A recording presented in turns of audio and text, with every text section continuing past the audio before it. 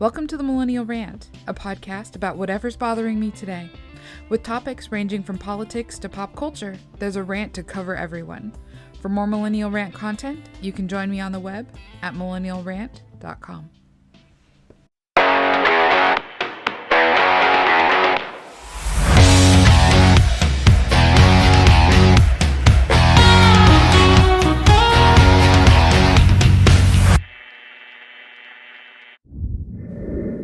There are two types of avid readers in this world.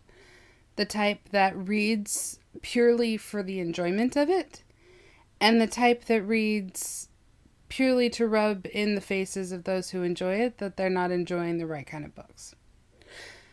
I am neither one of those, because I'm not an avid reader, regardless of how I present myself. I have read books that I enjoy, and I've read books that I don't enjoy. I have a vast collection of books that I hope to make it through eventually, but I'm actually not that big of a reader.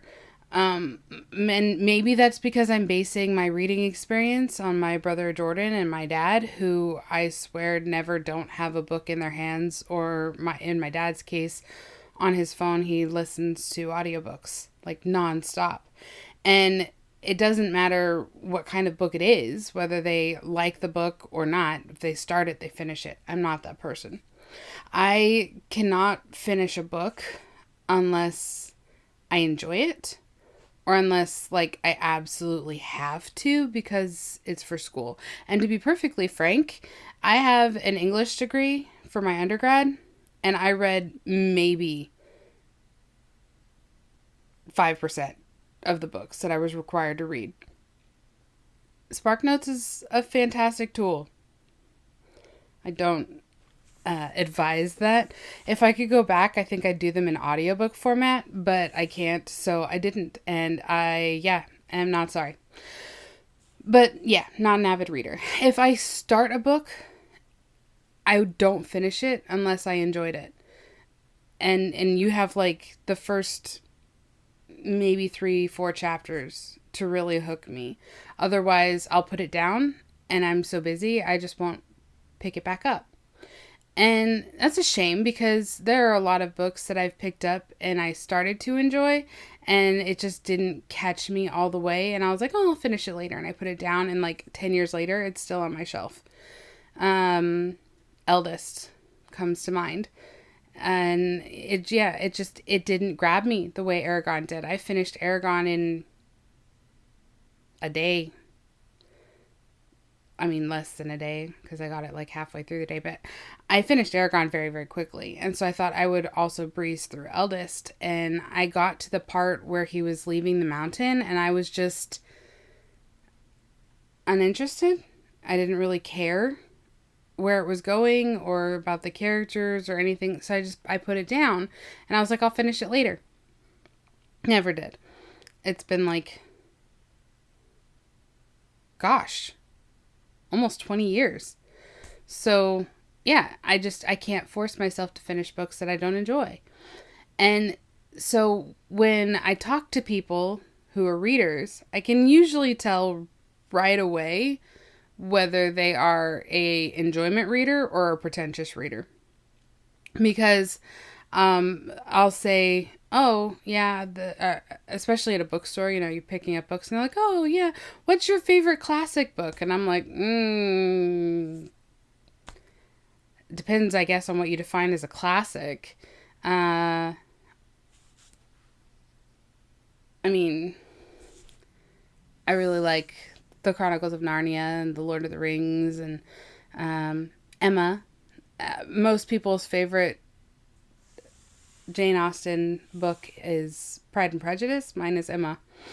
I really, really, really loved Emma. And, but I never really read a lot of classics. It partly, I think, because they've been overly spoiled. So it's why would I need to read it? I already know what happens. But also because it's not my primary interest. It's not what I specifically specifically enjoy reading.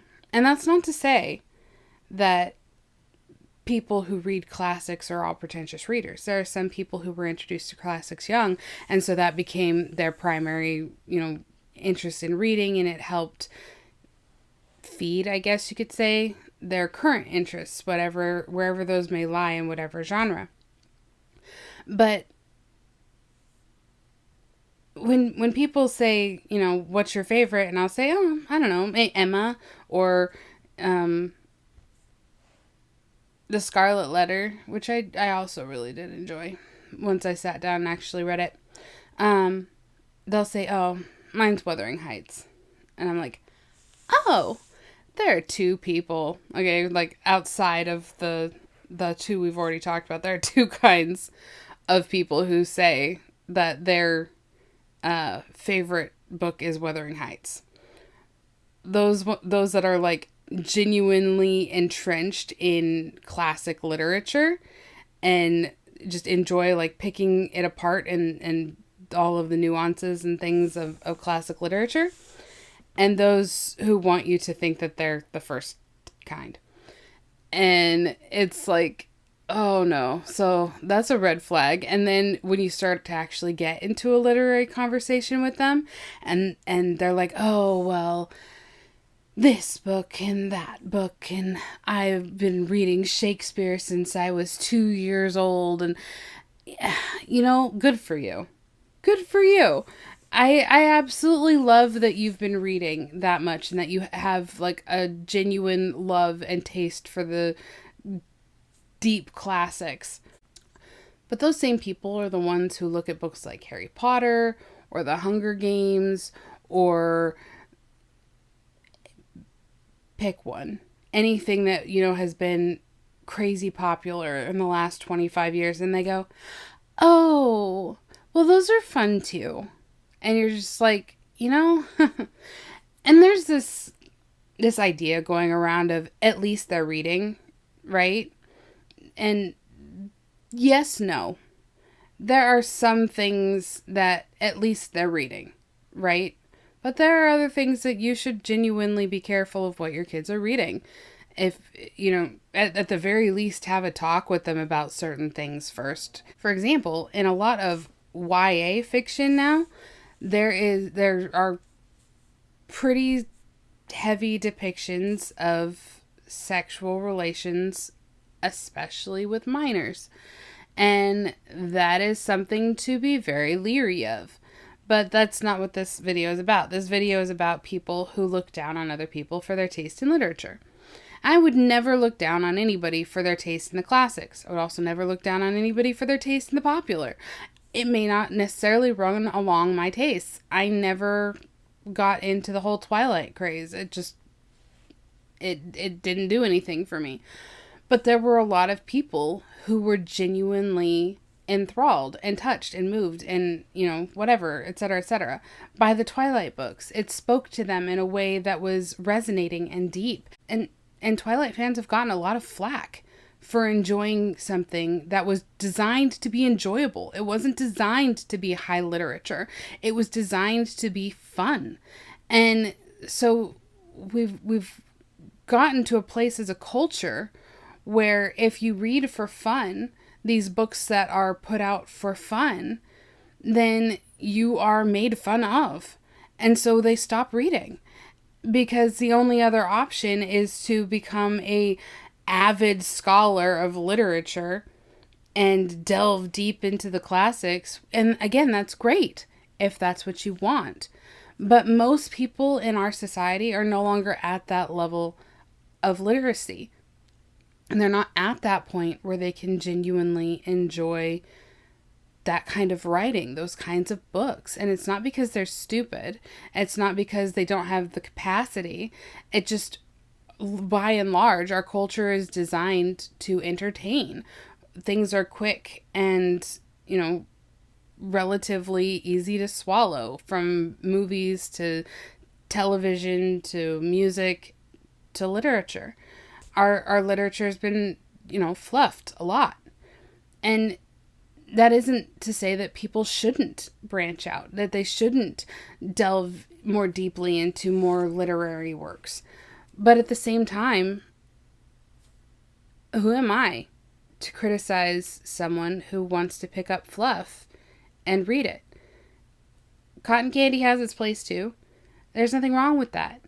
And so, if you really want to encourage people to branch out, to read things that are more elevated, then the best way to start doing that is not to ridicule them for their taste in books that they've already been enjoying. Find out what they enjoy. Find out the genre. Find out the depth. Do they like stories that are heavily, plot centered? Do they like the character arcs? Do they like different worlds? Do they like a mystery? Find out what it is that they like, and then recommend them books that are a little bit deeper, but on that same level. And then after they finish that, recommend another book that's a little bit deeper, but on that same, in that same sphere. And then they'll naturally start to find more literary books that appeal to them. And maybe they will, maybe they won't. But it's the same thing with Christianity, right? If you come at people telling them that they're going to go to hell if they don't listen to you, they're not going to want to listen to you. If you come to somebody and say, I have been reading Shakespeare since I was 2 years old, so you should listen to me. I've read Ulysses. Yeah, well, nobody reads Ulysses except to brag about the fact that they've read Ulysses, because Ulysses makes no sense and it's dumb. And so, it's for as far as I'm concerned, it's not an accomplishment to have read Ulysses. Congratulations, you sloughed through something that was basically unmanageable. Good for you. I'm over here in the corner reading The Princess and the Goblin, which is technically a classic.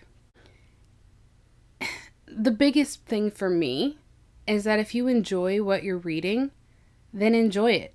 And enjoy it for what it is. Whether it's because it's a literary masterpiece and you have a lot to learn for it, or because it's just a rollicking good time. Nothing wrong with either of those.